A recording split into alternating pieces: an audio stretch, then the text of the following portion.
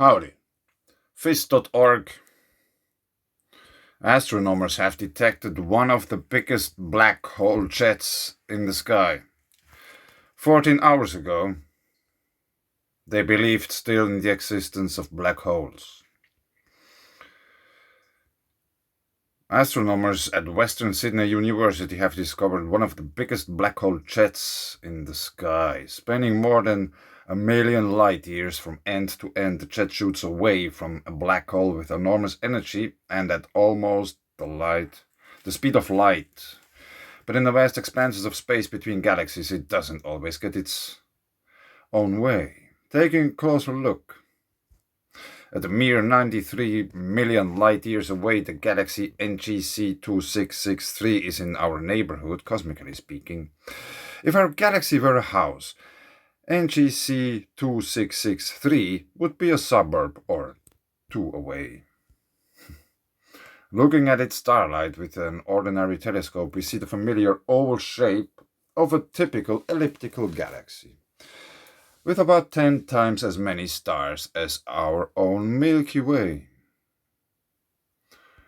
Typical, that is, until we observed NGC 2663 with CISRO's Australian Square Kilometre Array Pathfinder ASCAP in Western Australia, a network of 36 linked radio dishes forming a single super telescope. The radio waves reveal a jet of matter. And a black hole, first of all, it should be black, it should swallow everything, time, light, everything. But there's a jet of matter coming out of it. So there is something very, very fundamentally wrong in their view paradigm. Because it's such a big contradiction into what a black hole should be, according to themselves. But anyway, let's go with that. The radio waves reveal a jet of matter shoot out of the galaxy by a central black hole. This high-powered stream of material. That's so oxymoroning, the whole thing. The high-powered stream of material. According to their own theory about black holes, there shouldn't be anything like that. Anything. But this high-powered stream of material is about 50 times larger than the galaxy. That's like how anyone can still believe in this kind of theory. I'll tell it again. First of all, a black hole is so dangerous that not even light can escape them. And now we have a high-powered stream of material 50 times larger than the galaxy. So they are wrong. There is no black holes. If our eyes could see it in the night sky, it would be bigger than the moon. Well, astronomers have found such jets before. The immense size, more than 1,000,000 light years across, and relative closeness to NGC 2663 make these some of the biggest known jets in the sky. Shock diamonds, that's why I started to make the video, because that's very interesting. So, what did we see when the precision and power of ASCAP got a close-up, astronomically speaking, view of an extragalactic jet? This research is led by doctoral student Velibor Velovic of Western Sydney University and has been accepted for publication in the journal Monthly Notices of the Royal Astronomical Society. Our evolutionary map of the universe, EMU, survey sees evidence of the matter between galaxies pushing back on the sides of the jet. Survey sees evidence of the matter between galaxies pushing back on the sides of the jet. Isn't it so according to their own paradigm? Like where you have black holes, there is nothing in space, it's just empty. And now the survey sees evidence of the matter between galaxies pushing back on the sides of the jet. So there's a second contradiction. This process is analogous to an effect seen in jet engines. As the exhaust plume blasts through the atmosphere, it is pushed from the sides by the ambient pressure. This causes the jet to expand and contract, pulsing as it travels. As the image below shows, we see regular bright spots in the jet known as shock diamonds. Because of their shape, as the flow compresses, it glows more brightly.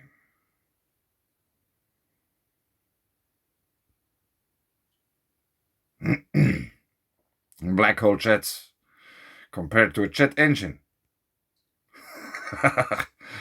Oh man. I have been reading Brian Greene. I have been reading Einstein. But no, anyway.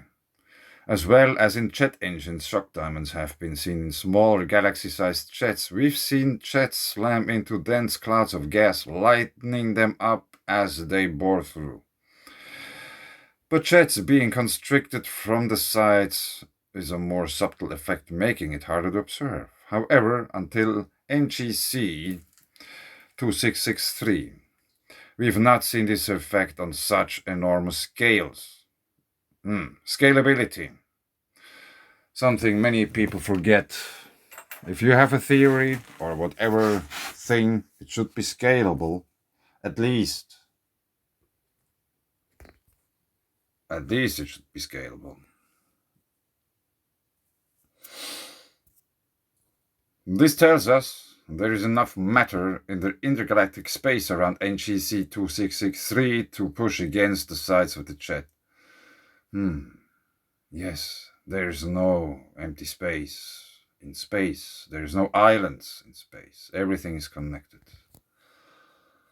In turn, the jet heats and pressurizes the matter. This is a feedback loop. Intergalactic matter feeds into a galaxy. Galaxy makes a black hole. Black hole launches jet. Jet slows supply of intergalactic matter into galaxies. No, galaxy doesn't make a black hole. It is a plasmoid. See pinch. That's why they are usually occurring. Like pearls on a string. Let me go up. There could be galaxies forming if this would be a cosmic jet. That's why they're on a string. Like in this jet plume where we have shock diamonds. But anyway, these jets affect how gas forms into galaxies as the universe evolves. It's exciting to see such a direct illustration of this interaction. The EMU survey, which is also responsible for identifying a new type of mysterious astronomical object called odd radio circle. So astronomy is full with mysterious objects and wonders and surprises. It seems their paradigm is so wrong that they are surprised every day when they go to work. Even their coffee machine needs electricity. Everything is electric. This remarkable radio jet will soon be joined by many more discoveries. As we do, we'll build up a better understanding of how black holes intimately shape the galaxies forming around them. Yeah, I want to show you this one video. There is even, like, if you watch it till the end, I recommend you to watch it anyway. I just show you part of it. But about shock diamonds, there is the plasma oxide, what I have been talking about many times. The plasma oxide is featured as well in the video. It's about shock diamonds. Let's have a quick listen to Andrew Hall. And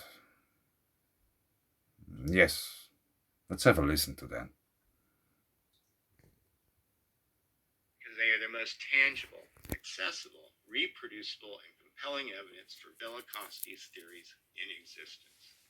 I don't say that lightly, but it's true. Shockwave tetrahedrons are more abundant than rock art that can be compared to plasma instabilities. Comparisons of petroglyphs to simulated instabilities are simply shrugged off as pareidolia anyway.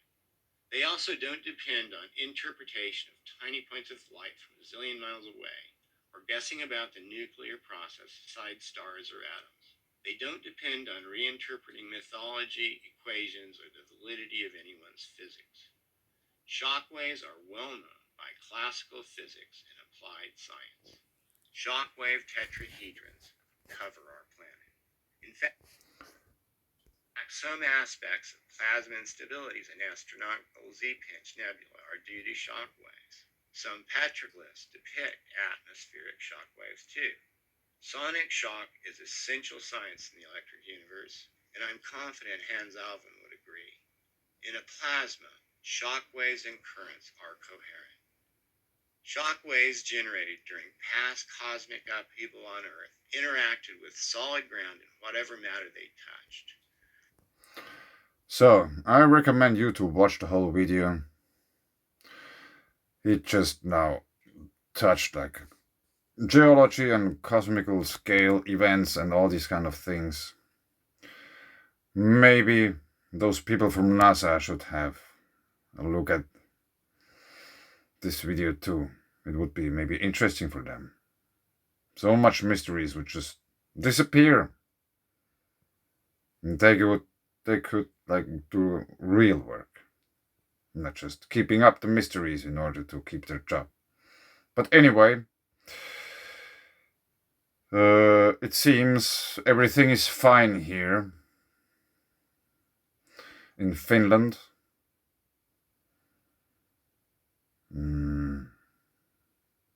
Everyone is celebrating. Party Rick. Yeah, but I won't touch that issue more because it's ridiculous. It's politics. The worst form of philosophy ever invented. So it's a total waste of time. It's a theater in order to keep people busy with whatever scraps of the present time, keeping them looking onto something which has no importance whatsoever, instead of giving them real knowledge in order that they could make up their own mind. No one wants this.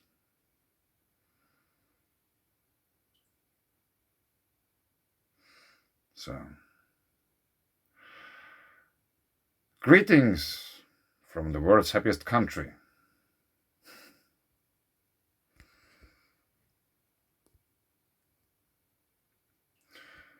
Yes, I think I leave it here.